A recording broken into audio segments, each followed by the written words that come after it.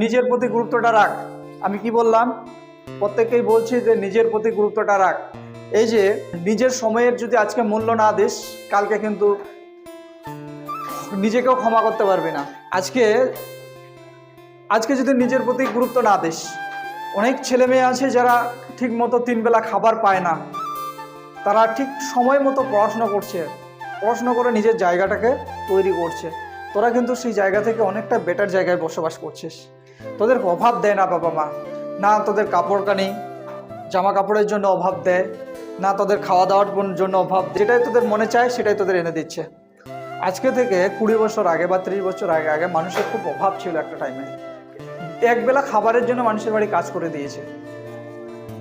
এখন মানুষ ওই খাবারের জন্য কাজ করে না, মানুষ কাজ করে কি ভালো থাকার জন্য, ভালো বাড়ি করার জন্য।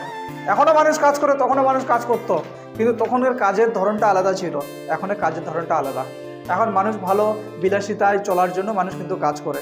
সেই জায়গা থেকে প্রত্যেকের গার্জেন বা প্রত্যেকের বাবা মা ওই রকম নয় যে তোদের কিছু দিতে পারবে না, তোরা কিছু পাচ্ছিস না। তোরা কিন্তু যথেষ্ট বাবা মা কিন্তু হেল্প করছিস তোদেরকে। এবার যদি নিজের জীবনটা না তৈরি করতে পারিস, সেটা কিন্তু জন্য দায়ী নিজে তুই থাকবি। পরিষ্কার করে কান খুলে শুনে নে। এক কান দিয়ে ঢুকাবি, এক কান দিয়ে বের করবি, বিষয়টা তেমন নয়। কিন্তু তোদের ভালোর জন্যই আমি বলে দিচ্ছি।